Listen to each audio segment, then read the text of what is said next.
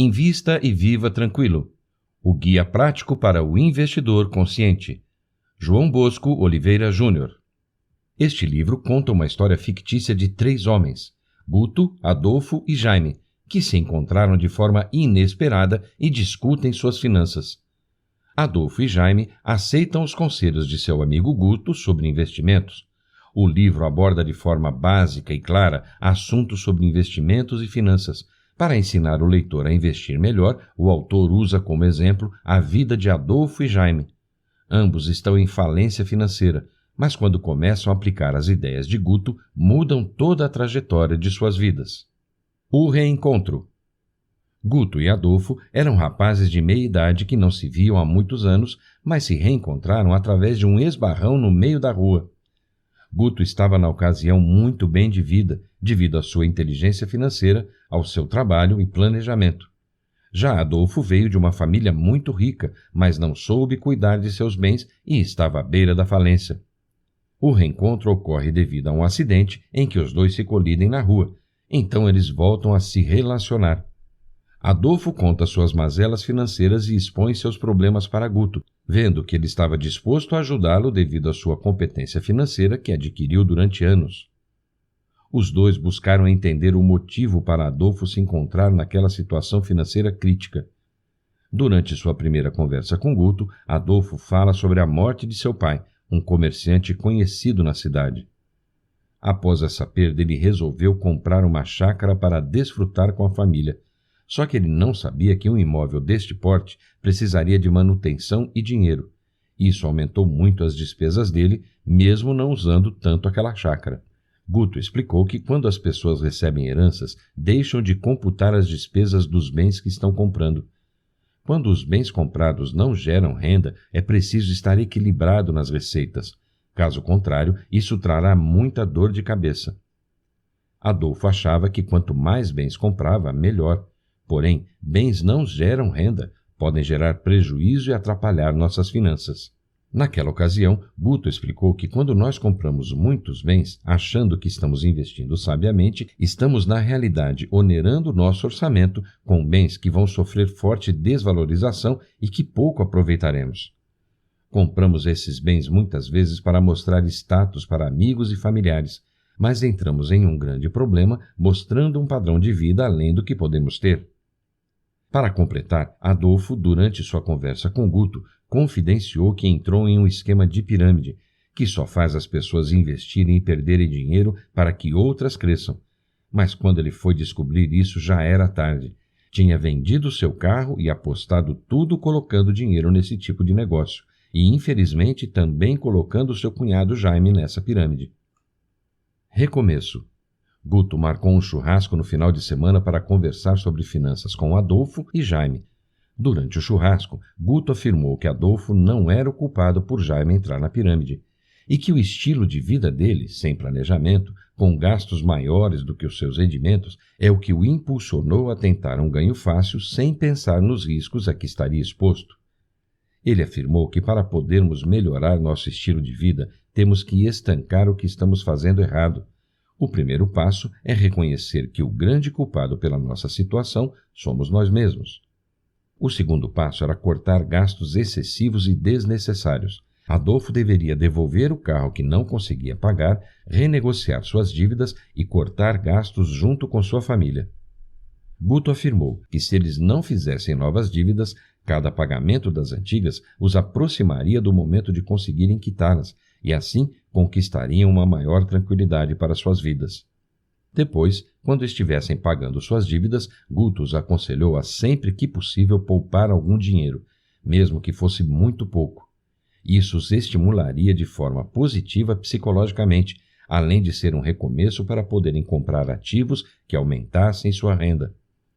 Ele os lembrou que, no início, sempre compramos poucos ativos com pequenos rendimentos, mas que com o tempo essa poupança e esses ativos seriam o alicerce para a compra de mais ativos com rendimento ainda maiores, desde que tudo fosse feito sabiamente.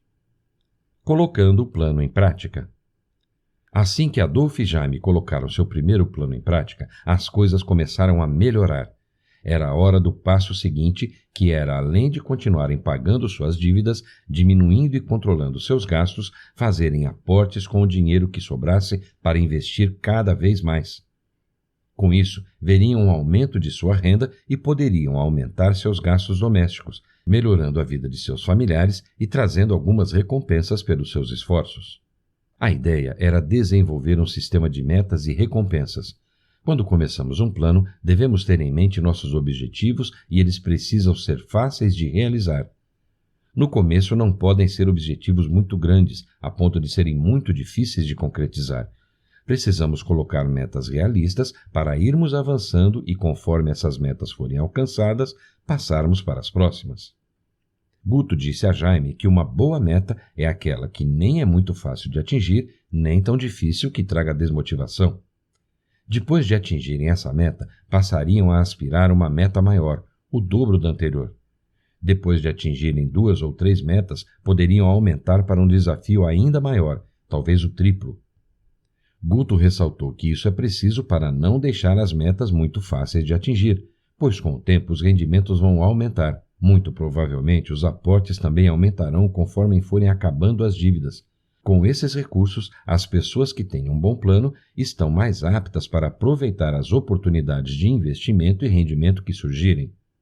Alcançando as metas, entram as recompensas, e é importante que toda a família participe disso, pois todos, de alguma forma, contribuíram para a evolução financeira familiar, cortando os gastos.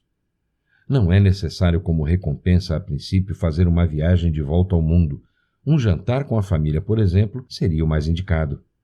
Guto contou a eles que já havia alguns anos que ele e sua família separavam o mês de dezembro como recompensa pelas conquistas do ano. Conforme eles atingem suas metas, desfrutam de pequenas recompensas e, em dezembro, usam seus rendimentos para a viagem. Isso mostra o ganho de qualidade de vida obtido conforme os rendimentos familiares melhoram. A viagem. Os amigos pensaram em uma viagem para conversarem sobre os próximos passos. Mas Guto disse que era cedo para passarem os próximos passos em seus planos. Tinha comentado com eles que o ideal seria bater em 2 metas pelo menos. Ressaltou que eles ainda não haviam chegado lá.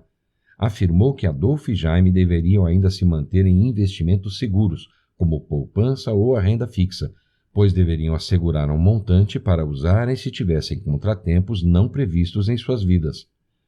Guto disse que não adiantaria nada comprar imóveis, posição em fundos ou comércios se tivessem que vendê-los quando enfrentassem dificuldades, e é uma certeza que dificuldades sempre virão. Um bom plano pode diminuí-las de intensidade e frequência, mas não pode fazê-las desaparecer. Quando os rendimentos aumentassem, eles também iriam ajudá-los a enfrentar suas dificuldades, mas no começo é importante, até para a própria tranquilidade, começar os investimentos pela poupança ou, no máximo, colocar uma parte na renda fixa. Guto lembrou que surgiriam oportunidades financeiras. Para aproveitá-las é preciso ter capital ou uma grande renda que suporte o investimento. Como Adolfo e Jaime ainda não tinham uma grande renda, deveriam ter algum dinheiro guardado para poderem investir. Depois que todas as mudanças já haviam sido implementadas, eles marcaram a viagem para conversarem. Guto, durante a conversa, os parabenizou com suas conquistas e começou uma outra explicação. Rendimentos ativos são basicamente aqueles pelos quais trabalhamos por eles. São salários, retiradas, etc. Enquanto rendimentos passivos são aqueles que não precisamos trabalhar para recebê-los. São aluguéis de imóveis, rendimentos em negócios nos quais não precisamos estar na empresa no seu dia a dia, juros de aplicações, dividendos de ações, etc. Então lembrou os amigos que os aportes financeiros e o reinvestimento nos frutos gerados por suas carteiras de investimento é o que aumentaria seus ativos financeiros e levaria a um aumento gradual em suas rendas passivas. As rendas ativas tendem a diminuir e até desaparecer com o tempo, por vários motivos, desde a perda de saúde, passando pelo envelhecimento até a perda de competitividade pessoal. Com isso, as pessoas podem ter dificuldades em manter seus empregos depois de certa idade. Os negócios próprios também podem vir a ter problemas. Teoricamente, as pessoas trocariam suas receitas ativas por aposentadorias. A maioria das pessoas que se aposentam sentem a falta do rendimento ativo e causam grandes rombos em seus orçamentos. Isso acontece porque as aposentadorias, com o passar do tempo, desvalorizam o poder de compra que a pessoa tinha antes de parar de trabalhar, fazendo com que o aposentado tenha um grave desequilíbrio financeiro e muitas vezes tendo que voltar ao mercado de trabalho, se sujeitando a empregos e salários bem inferiores aos quais estava acostumado. Imóveis e renda variável. Alguns finais de semana passaram depois daquela viagem que os 3 amigos fizeram. Durante esse período, Jaime e Adolfo procuraram Guto algumas vezes para ele os ajudar a escolher e abrir contas numa corretora de valores. Ele também os ajudou a começarem seus investimentos em fundos imobiliários com uma parte de seus aportes, e o resto do dinheiro seria direcionado para a renda fixa e poupança. Guto explicou para os dois que renda variável é basicamente tudo aquilo em que não sabemos exatamente o rendimento final dos juros, o que ganharemos ou perderemos, diferente da renda fixa em que sabemos o rendimento final e quando ganharemos. Guto deu exemplos de investimentos e como escolher o melhor negócio para não perder dinheiro.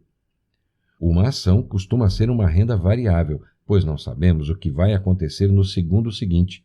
Por isso, é importante pesquisar e ter cautela para escolher seus investimentos em renda variável. Investindo.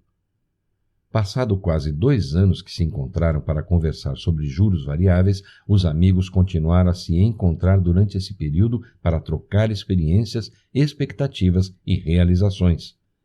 Eles conversaram também em relação à compra de ações. O que se deve fazer é estudar a situação atual das empresas e, baseado nesse estudo, determinar se ela continua sendo um bom investimento. Se o estudo que se fez determinar que a empresa terá boas chances de continuar a ser rentável no futuro, aproveitamos a queda das cotações para aumentarmos a quantidade de ações que temos da empresa, sempre respeitando o nosso controle de risco, que é muito importante. A diminuição do preço médio de determinadas ações nunca deve ser o motivo principal para fazermos essas aquisições de empresas. O importante é olhar através das perspectivas futuras de rentabilidade de cada empresa. Passado quase 15 anos desde aquela noite onde Guto e Adolfo se esbarraram, muita coisa mudou para Adolfo e seu cunhado Jaime. No começo das dicas eles erraram muito, mas acertaram conforme seguiram o que Guto lhes explicava ao longo do tempo. Todas as mudanças refletiram também no bem-estar e saúde de Adolfo e Jaime, que conseguiram mudar drasticamente sua vida financeira, investindo com tranquilidade e transformando também a vida de suas famílias. Insights. Nunca entre em esquemas de pirâmide, você sairá perdendo mais cedo ou mais tarde. Não coloque a culpa nos outros, você é responsável por suas escolhas. Uma boa meta é aquela que nem é muito fácil de atingir, que você está sempre batendo, nem tão difícil que faça você se desmotivar. Peça ajuda a pessoas que entendam muito bem e sejam sinônimo de sucesso na vida financeira para ter dicas preciosas. Tenha em mente que se você investir certo, poderá futuramente usufruir e descansar com sua família. Neste livro você aprendeu que, mesmo em uma situação financeira difícil, podemos ouvir e aprender com pessoas experientes e bem-sucedidas em suas finanças para mudar nossa trajetória. É importante tomar decisões de forma consciente, controlando gastos e custos, poupando um montante mesmo que pequeno de início e analisando investimentos possíveis.